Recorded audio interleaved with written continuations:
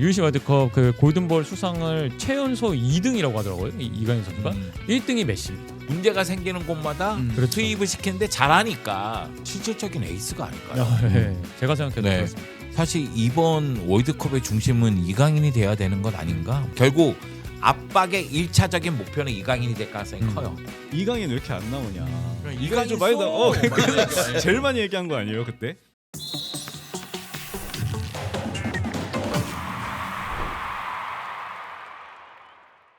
여러분 안녕하십니까? EPL의 뜨거운 이슈를 구워보는 PLBQ, 오늘도 월드컵 스타 플레이어 특집으로 함께 하겠습니다. 지난번에 손흥민에 대해서 다뤘는데 2부작 또 다른 선수에 대해서 다룹니다. 오늘 함께 이야기 나눌 세 분 모시고 나눠보겠습니다. 자, 오늘 송영주 해설위원, 박문수 해설위원, 유튜브 앙크님 모셨습니다. 안녕하세요. 안녕하세요. 안녕하십니까? 반갑습니다. 자, 오늘 얘기해볼 선수는요, 이강인입니다. 이강인.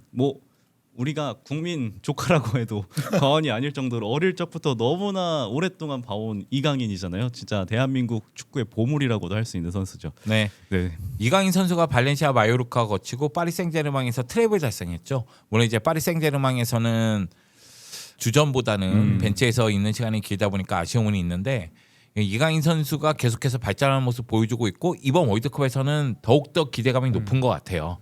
지난 이제 카타르 월드컵 때랑은 위상이 좀 달라졌죠. 어찌됐든 이제 그때는 이제 게임 체인저 역할을 했다고 하면, 지금은 정말 이제 게임을 조립을 하고 황인범 선수랑 함께 전방으로 공을 배급하고 가끔은 또 득점을 해줘야 되는 이제 그런 이제 뭔가 공격진의 에이스 선수가 됐는데, 위원님 말씀하셨던 것처럼 소속팀에서의 그런 기회는 너무 아쉬운 것 같아요. 그러니까 이강인 선수의 그 기량에 비하면 주전들의 체력 안배용으로 나오고 있다고 하는 게 사실 어찌 보면은 과언이 아니거든요. 이제 그게 플레이 스타일 때문인가요?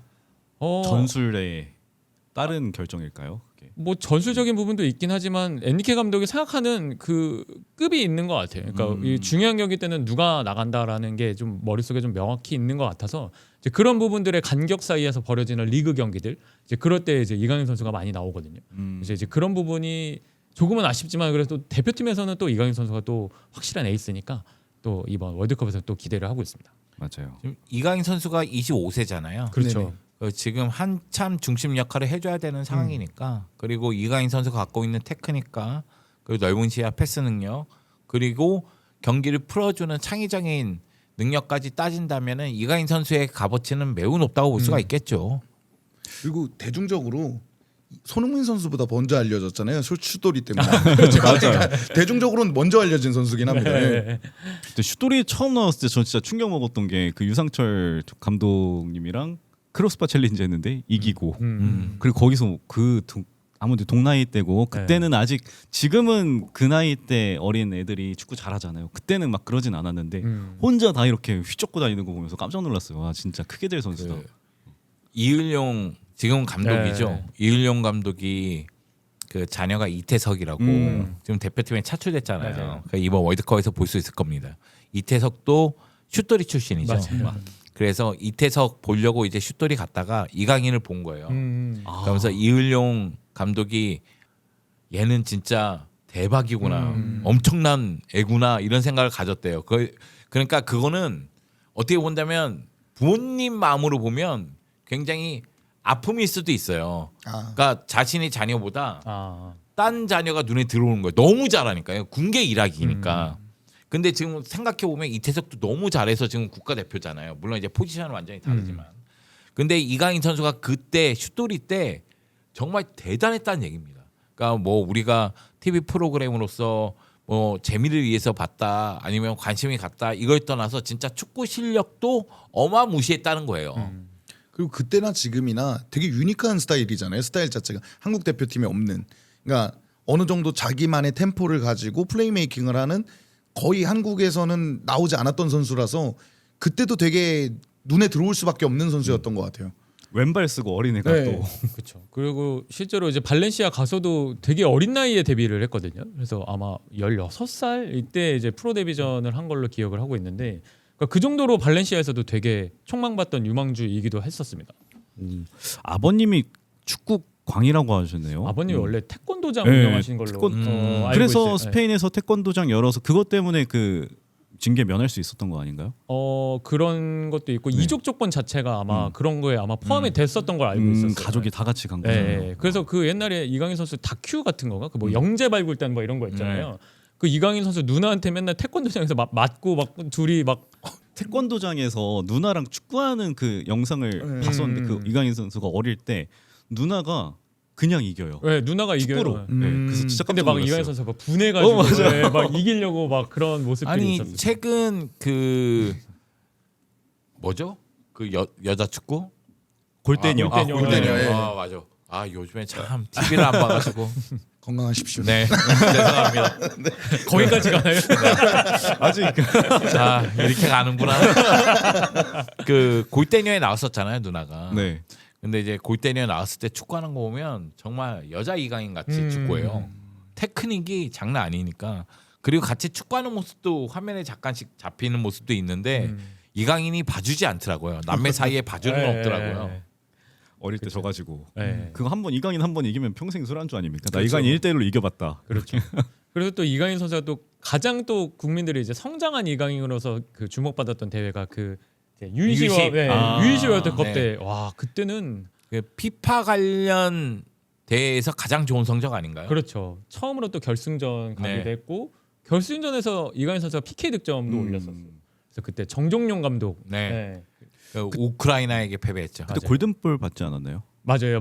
네. 네. 최우수 선수 받았어요. 준우승하고 최우승 선수 받고. 그래서 그 발렌시아에서 출전기회 못 받을 때 그런 얘기 많았어요. 유이식 골든본 출신인데 기회를 더 줘야 된다. 맞아요. 이런 얘기 네. 많았어요. 이스코의 또 뒤를 따라서. 네, 전 그런 걱정도 있었어요. 그러니까 우리나라뿐만 아니지만 뉴스에서는 두각을 드러내다가 성인 무대로 넘어올 때 안 되는 선수들이 너무 많잖아요. 그래서 이강인도 그러면 어쩌나 그런 걱정이 늘 있었거든요. 그때 우크라이나 상대로 골키퍼가 우크라이나 골키퍼가 루닌이에요. 루닌. 네. 그러니까 그만큼 좀 이제 그 당시 때 이제 최고 유망주 선수들이 많았고 그래서 그때 월드컵 그 U20 월드컵 그 골든볼 수상을 최연소 2등이라고 하더라고요. 이강인 선수가 1등이 메시입니다. 그러니까 메시 이후로 이제 가장 최연소의 선수로 왜냐면 이때 월반해 가지고 그 들어갔잖아요. 그러니까 형님들이랑 같이 해서 그때 왜 막내 형 막 이런 맞아요. 얘기가 네, 맞아요. 많았었잖아요. 2살이었나요? 네. 2살을 월반해서. 그래서 그때부터 이강인 선수가 또 이제 대표팀 유니폼을 입고 활약을 했던 시기가 시작이 되죠.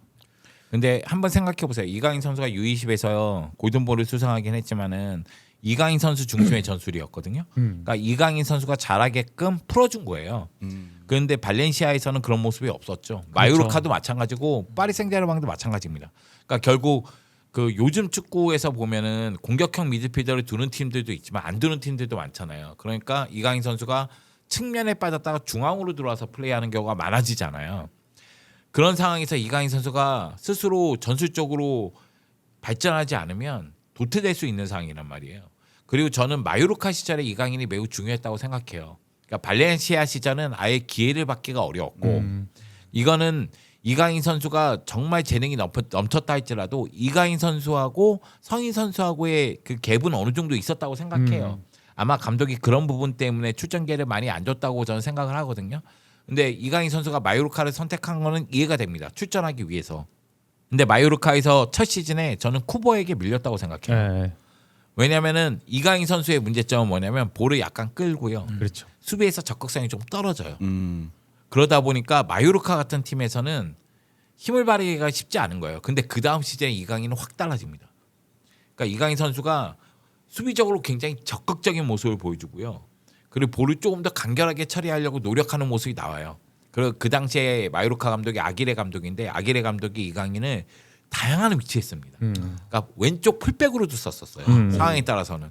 그래서 이강인 선수가 중앙에 갔다가 왼쪽 풀백 갔다가 왼쪽 윙어로 빠졌다 이런 경우들이 있거든요. 근데 이강인 선수가 너무 잘해주고 무리키하고 호흡이 너무 엄청 좋았죠. 좋았죠. 우리 키가. 그러면서 이제 확 뜨면서 이제 파리 생제르맹이 영입한 거죠. 근데 이강인 선수의 장점 중에 하나는 아까 전에도 얘기했지만 다양한 포지션에서 뛸 수가 있거든요. 그러다 보니까 파리 입장에서는 이강인 선수의 주급이 파리 내에서는 그 높은 게 아니에요. 그러니까 이강인 선수를 백업 자원으로 문제가 생기는 곳마다 그렇죠. 투입을 시키는데 잘하니까 그러다 보니까 이게 좀 고착화되는 거 아닌가 이런 느낌이 들어요. 왜냐하면 공격 쪽에서는 조금 더 빠르고 직선적이고 그리고 전환에 능한 그 득점력을 갖고 있는 뭐 덴벨레, 뭐 두에, 바르콜라, 흡이차 예. 이런 선수들을 좀 더 쓰고 그 대신 이 선수들이 체력적인 문제가 나오거나 변화가 필요할 때는 이강인을 공격 쪽에 쓰거나 미들라인에 투입하면서 변화를 주는 방향으로 가고 있는 건 아닌가 이런 생각이 들거든요. 근데 저는 이강인 선수가 월드컵 끝나면은 선택을 해야 된다고 봐요. 전 맞아봤잖아요 첼시로 PSG한테. 근데 속도가 그러니까 이강인이 느린 것도 느린 거지만 정말 전환 속도가 말이 안 되더라고요. 그러니까 첼시 수비가 아직 다 갖춰지기도 전에 밀고 들어와 버리니까 이강인이 그렇게 기회를 못 받으면 이해가 되는 거죠. 이제 경기를 막상 해보니까 아 이래서 이강인이 기회를 못 받는구나. 템포가 다른 팀들보다 한두 번 더 빠르더라고요. 아직 우리 풀백은 돌아오지도 않았는데 얘들은 이 엔드라인에서 밀고 들어오고 있으니까 그래서 아 이래서 이강인이 못 뛰나 보다 하는 생각은 했었습니다. 거기에다가 풀백들의 속도도 좋잖아요. 그렇죠. 그러니까 그게 저는 가장 큰 차이점인 것 같아요. 그러니까 파리 생제르맹은 공격진의 속도도 속도인데 이 풀백들의 올라가는 그 전진성도 무시를 할 수 없으니까 프리미어리그 팀들도 사실 처음 보는 위협감이거든요. 맞아요. 그러니까 뭐 공격진의 속도가 빠른 팀들은 꽤 있지만 이제 같이 왔을 때 그 뭔가 시너지라고 해야 될까요? 이제 그게 좀 다르죠. 근데 이강인 선수가 그 속도에 쫓아갈 수는 없지만 대신 이강인 선수가 가지고 있는 그 온더볼 스킬이나 뭔가 이강인 선수 그리고 최근 시즌에서는 수비도 꽤 열심히 잘합니다. 네. 네. 수비를 하는 태도가 저는 마요르카 시절부터 달라졌다고 봐요. 네. 마요르카 시절에 퇴장당하는 경기들을 보면 중요 경기에서 퇴장을 당해요. 그러니까 뭐 레알전 아니면 친정팀인 발렌시아전 그렇죠. 이런 경기들에서 퇴장 기록이 있어요. 왜냐면은 보여주고자 하는 그 의욕이 앞서다 보니까 좀 거친 반칙이 나왔었거든요. 위원님 말씀하셔서 죄송한데 그 라모스를 한 연속 3번 까가지고 네. 퇴장당했던 경우도 있어요. 그게 아마 발렌시아 시절이었어요. 네. 발렌시아 때 발렌시아 때인가 네. 아 저는 너무 놀랐었어요. 보다. 승부욕이 엄청 강해요. 그런 것 같아요. 그런데 어릴 때부터. 그 마요르카는 수비적인 팀이기 때문에 결국 전방부터 수비하는 그 태도 자체가 좀 달라진 거예요. 물론 제가 느끼기에는 그 압박하는 타이밍이 우리가 생각하는 것만큼 엄청나게 빠르지 않을 수는 있어요. 그런데 끈덕지게 수비하는 모습이 나오기 시작했거든요. 이거는 이제 파리에서도 마찬가지고 다만 저는 루이스 엔리케 감독이 생각하는 그 템포 있잖아요. 그러니까 공격 쪽에서의 템포가 뭐 출발하면은 땅 하면은 그냥 빡 튀어나가기를 원하는 것 같아요. 특히 온도볼 상황으로 맞아요. 해서 튀어나가기를 원하는 것 같아요. 그러니까 볼을 갖고 있어도 그 속도가 유지되기를 원하는 것 같아요. 근데 이강인 선수는 땅 하면은 한 템포 쉬고 들어가는 느낌이 좀 있고 또 하나는 온도볼 상황에서 그 볼을 끌고 들어가는 속도에서 여기서 약간 템포 조절이 들어가요. 그래서 스스로 찬스를 찾으려고 하는 느낌이 들거든요. 근데 루이스 엔리케 감독이 생각하는 건 여기서 그냥 치고 들어가길 원하는 것 같아요. 직선적으로. 거기서 이제 연계가 이루어지더라도 직선적으로 들어가길 원하는 것 같으니까 아마 그런 부분에서의 차이로 인해서 아마 선발과 벤치 이런 차이가 있는 것 아닌가. 이강인 선수의 능력이 떨어진다기보다는 그러니까 스타일의 차이죠. 맞아요. 그런데 아틀레티코 마드리드가 지금 노린다는 얘기가 나오잖아요. 그러니까 그리즈만 떠나고 나서 공격을 풀 선수가 필요하니까 저는 이강인 선수가 선택할 때가 됐다고 생각해요. 왜냐하면 마요르카 시절에서는 저는 파리 가는 거에 대해서 적극 찬성했어요. 우승 트로피가 필요하다. 근데 트래블까지 경험했고 파리 가서 계속 우승했어요.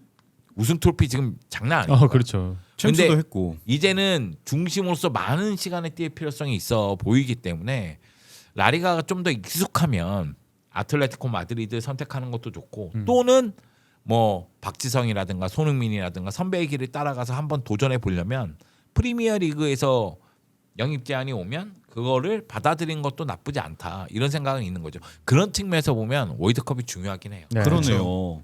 만약에 프리미어리그로 간다 하면은 어떤 팀이 좀 어울릴까요? 지금 스타일상 사실 라리가 뭐 아틀레티코 마드리드도 어울린다고 생각하긴 하는데 프리미어리그에서는 약간 피지컬이 또 모건 로서스가 빠진 빌라가 그래도 가장 그 에메리 감독이 여러 포지션을 다양하게 섞었으니까 포지션 플레이를 유동적으로 쓰는 감독이니까 빌라가 가장 이강인을 쓰는데 좀 적적을 하지 않을까라는 생각이 들어요. 그거 아니면 뭐 아스날 정도?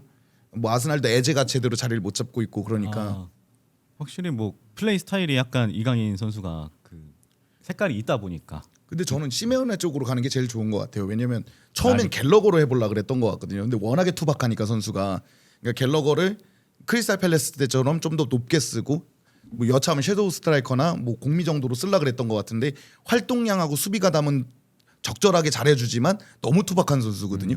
그러니까 그거를 이강인으로 생각을 해본다면 더 괜찮은 것 같아요. 저는 오히려 약간 뭐 클럽의 수준은 조금 떨어지더라도 뭔가 이강인 선수가 뭔가 이 미드필더나 뭐 중앙 미드필더나 공격형 미드필더나 오른쪽에서 좀 이 선수가 공격을 이끌 수 있을 만한 어찌 보면 중상위권 팀 정도로 가는 것도 전 좋겠다라는 생각을 했었거든요. 그러니까 뭐 무조건 B클럽의 팀에 가서 챔피언스리그 나가고 하는 것도 중요하지만 그 스텝보다는 뭔가 이강인 선수 아직 그래도 25살이라는 나이가 이제 전성기 이제. 지대를 할 수 있는 나이고 다시 한번 점프를 할 수 있다는 생각도 했었거든요. 그러니까 뭔가 그런 팀에 나가서 유럽 무대를 가는 것도 좋지만 뭔가 좀 뭐 챔피언스리그 아니더라도 뭐 중상위권 클럽에서 본인이 좀 중심이 돼서 하는 클럽도 전 좋겠다는 생각은 들었어요. 왜냐하면 리그왕에서 이미 그 리그에서 얼마나 이 선수가 좋은 선수인지는 증명이 됐어요. 그러니까 실제로 파리 생제르맹에서 이번 시즌 기회 창출 1등입니다. 이강인 선수가.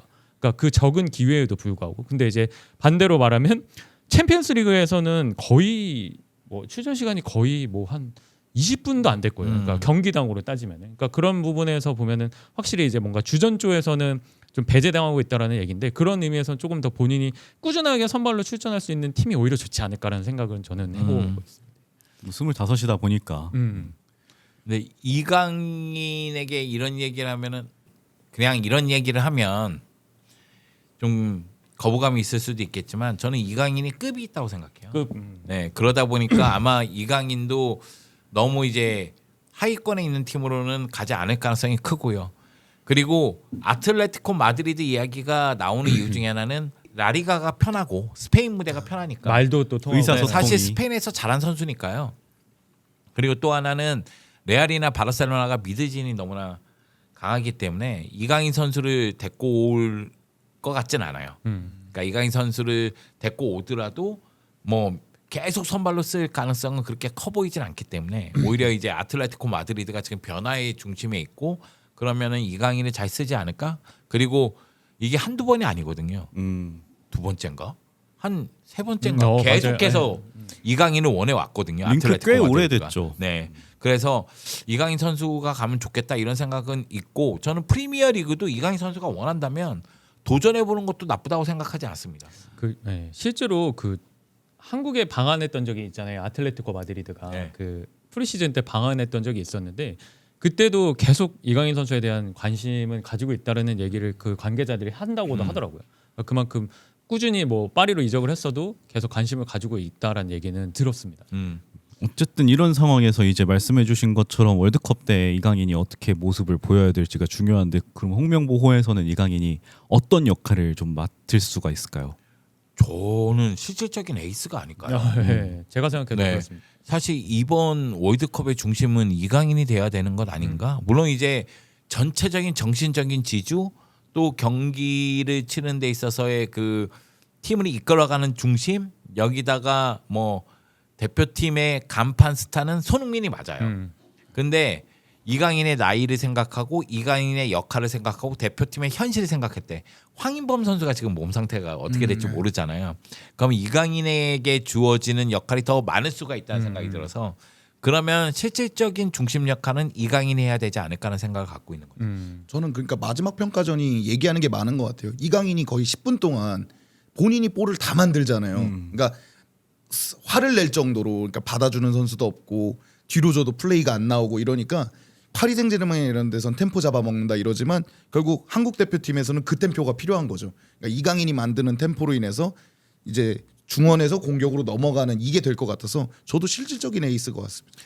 저희가 뭐 이강인 선수의 템포 스피드 얘기할 때 약간 좀 안 좋게 얘기하는 것 같아서 좀 미안한데 이건 이제 파리의 기준으로 얘기하는 거예요. 그 홍명보 감독의 축구라든가 아니면 그 전에 벤투 감독의 축구를 봤을 때 물론 같이 비교하면 안 됩니다만 그런데 만들어가는 축구를 원해요. 근데 벤투 감독은 만들었고 이쪽은 아직까지 뭘 만드는지는 아직 모르겠지만 그러면은 결국 이강인 선수가 갖고 있는 그 템포 패스 능력은 강력한 무기입니다. 그래서 그걸 어떻게 이용할지가 매우 중요한 거예요. 그래서 이강인 선수를 활용하는 방법 특히 이강인 선수가 볼을 가졌을 때 동료들의 움직임이 매우 중요합니다. 그래서 이런 부분에 대해서 어느 정도 짜임새를 갖추게끔 만드는 게 대표팀에서는 매우 중요한 거죠. 그러니까 이강인이 볼을 갖고 고립되는 장면이 계속 나오면 안 돼요. 아까 전에 앙크가 얘기한 거는 볼을 갖고 자기가 뭘 하려고 하는데 없는 거예요. 그러니까 시야에 뭔가 패스할 데가 없는 상황이 되면 계속 고립이 되는 거거든요. 상대 압박이 없더라도 패스 코스가 막히면 고립되는 거예요. 그러니까 이런 부분에 대해서 호흡을 좀 맞출 필요성이 있다는 거죠. 결국은 이강인 선수가 볼을 받으러 어느 위치까지 내려와줘야 되느냐. 그 위치에 내려왔을 때 동료들이 어느 위치에서 볼을 잡으려고 패스길을 열어줘야 되느냐. 그때 전방에 있는 자원들은 어느 위치까지 내려와서 연계해줘야 되느냐. 이런 부분들을 좀 세밀하게 짤 필요성이 있어요. 어차피 원톱이 손흥민이면 손흥민과의 호흡.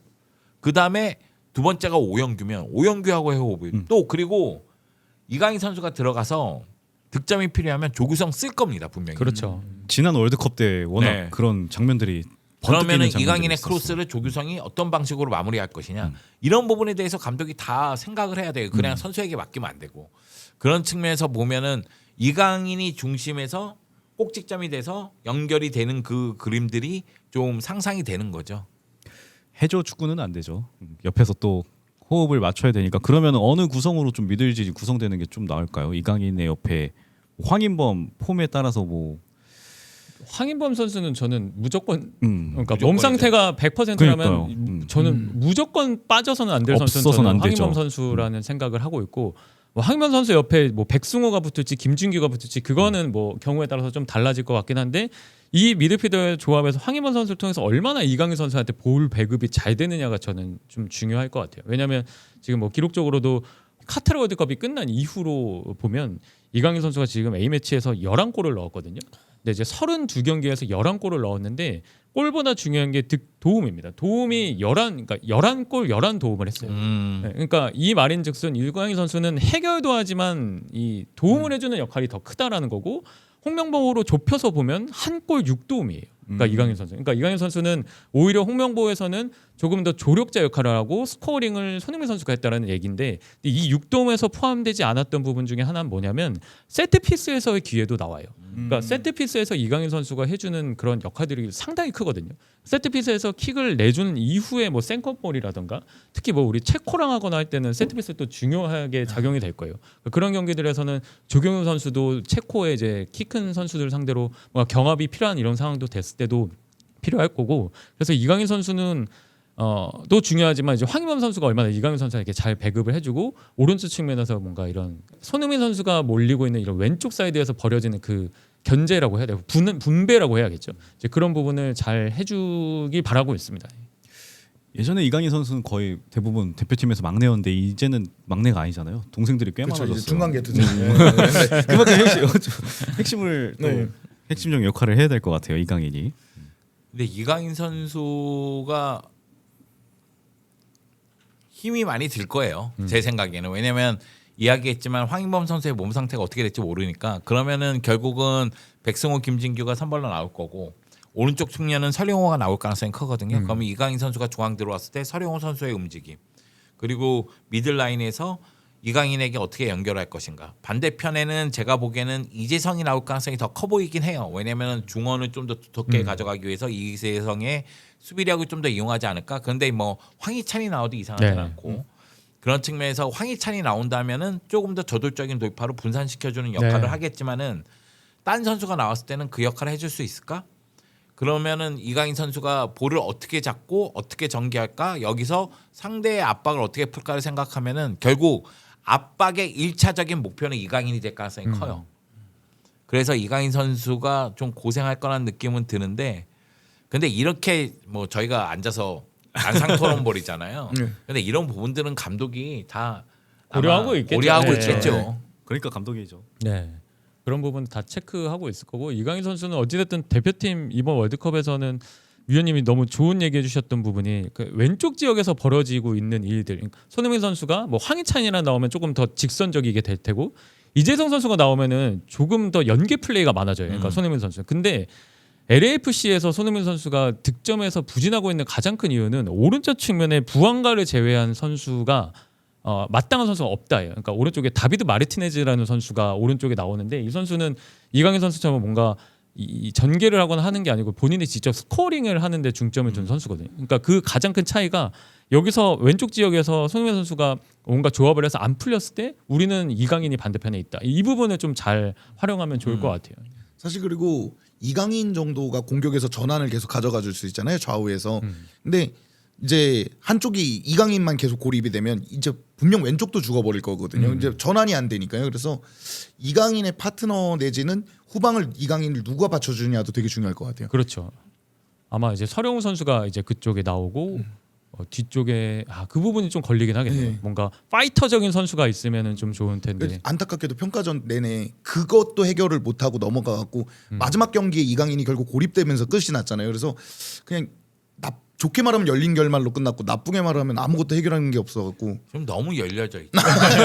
활짝 열렸습니다. 이렇게. 아무것도 몰라요. 그래서 이강인 선수랑 서령우 선수가 포백에서 오른쪽 측면을 맡았을 때는 호흡이 되게 좋았거든요. 그러니까 이강인 선수가 안쪽으로 좀 벌려 들어오고 서령우 선수가 이제 뭐 오버래핑도 잘하지만 이 선수가 언더래핑도 네. 잘하는 선수니까 그 호흡이 좋았는데 이 서령우 선수가 백스리에서 오른쪽 쓸 때는 저는 그 뭔가 컨비네이션이 좀 잘 안 나오는 것 같기는 했었어요. 그러니까 그런 부분은 좀 어떻게 타개를 하는지 꼭 굳이 백스리를 쓰지 않아도 되지 않을까라는 생각도 저는 들긴 하는데 그런 굳이. 부분. 예. 근데 쓰겠죠? 네. 그럼 제가 보기엔 그 3백에서 오른쪽에 이한범이 나오지 않을까요? 그럼 이한범의 공격적인 능력도 좀 눈여겨볼 필요성이 있지 않을까라는 느낌은 드는데 모릅니다. 그렇죠. 네. 아무도 몰라요. 그러니까 제가 뭐 이번 대표팀 얘기할 때 이번 대표팀을 비판하려고 하는 게 아니라 좀 아쉬워서 얘기하면은 평가전에서 테스트해야 될 부분들이 다 이루어지지 않았어요. 그러니까 아까 전에도 얘기했지만 오영규하고 손흥민의 공존, 그렇죠, 맞아요. 네. 그리고 미들라인에 확실한 카드를 더 가지고 갔어야 되는 것 아닌가? 황인범이 몸 상태가 100%가 아니면 누구나 백승호, 김진규를 예상합니다.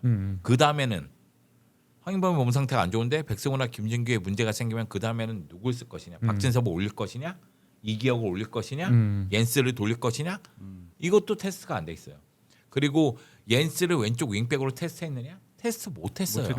물론 옌스의 부상도 있었겠지만 그런 측면에서 봤을 때는 곳곳에서 시간이 좀 더 필요하지 않았나? 특히 3백 같은 경우에 김민재 위치를 어디로 가져갈 것이냐?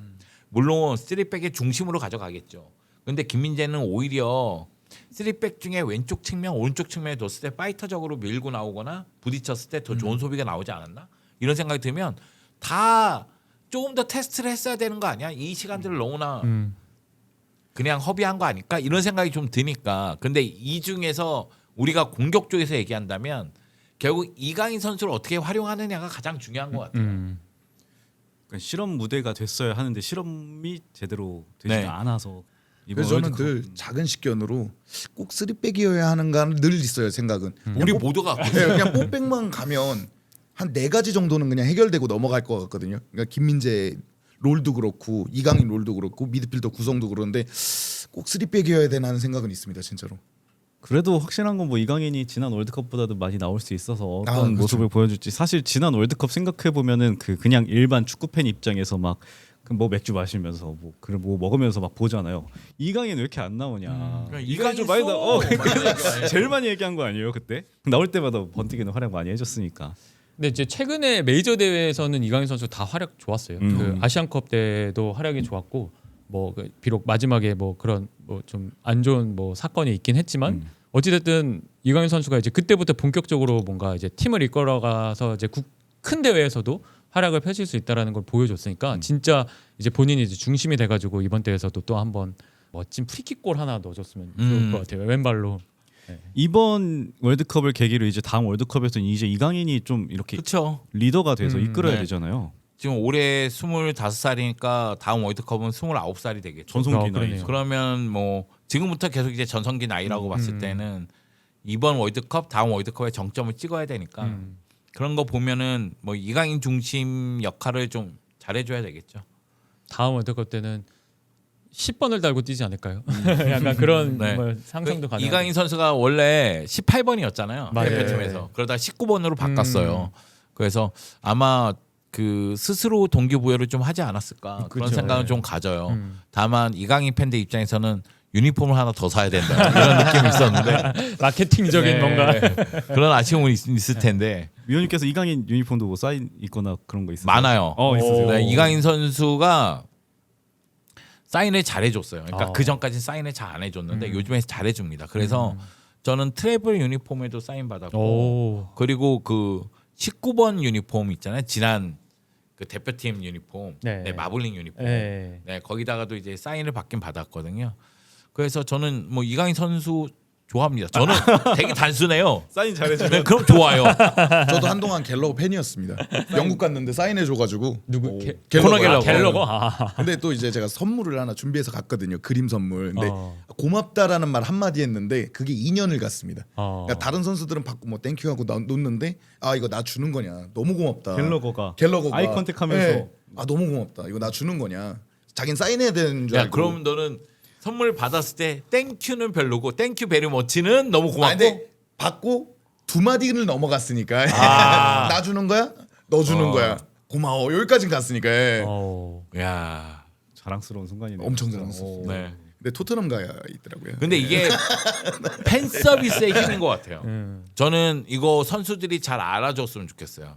뭐 사인 여부를 떠나서, 그러니까 팬들하고 뭐 아이 컨택도 하고 팬들에게 좀 제스처도 보여주고 이런 서비스가 있어야지만 이 스포츠 산업이 더욱더 활발하게 돌아간다고 생각해요. 물론 이제 좋은 플레이가 기본이죠. 그런데 그냥 나는 플레이만 집중할래. 그런데 팬 서비스가 안 좋잖아요. 그럼 어느 순간 팬들은 등을 돌립니다. 사실 선수들한테는 진짜 수만 번의 그 순간 중 한 번인데 그 상대 팬들 입장에서는 평생 한 번 있는 네. 거잖아요. 그리고 그런 팬들이야말로 평생 팬이 되는 경우가 많아요. 그렇죠. 아. 그러니까 손흥민 선수가 잘하는 것 중에 하나는 팬 서비스가 진짜 좋거든요. 그러니까 토트넘 시절에도 그래요. 항상 팬 서비스가 좋으니까 그러니까 손흥민하고 뭔가 대화를 했거나 손흥민하고 뭔가 그 관계를 맺은 사람들은 다 손흥민 팬이 되거든요. 그러니까 그런 모습들이 있어야 돼요. 결국은 그 축구 선수들도 팬들의 사랑으로 결국은 성장하는 거고 그리고 돈을 버는 거고 일을 하는 거 아니겠어요? 맞아요. 그런 측면에서 봤을 때는 그 선수들이 팬 서비스 잘해줬으면 좋겠어요. 물론 잘하면 됩니다. 일단 잘하면 됩니다. 실력이 당연히 네, 실력이. 뒷받침 돼야 되는 네. 거죠. 근데 뭐 실력은 뭐 이제 월드컵에서 또 볼 수 있으니까 그때 많이 기대를 해주시기 바랍니다. 자, PLBQ 오늘 이렇게 또 대한민국 스타 플레이어 특집 두 번째 이강인 선수에 대해서 다뤄봤습니다. 이제 다음 시간에는요 또 다른 선수로 함께 하겠습니다. 다음 주인공이 누굴지 기대해 주시고요. 저희는 여기서 인사드리도록 하겠습니다. 송영주 해설위원, 박문수 해설위원, 유튜브 앙커님과 함께했습니다. 고맙습니다.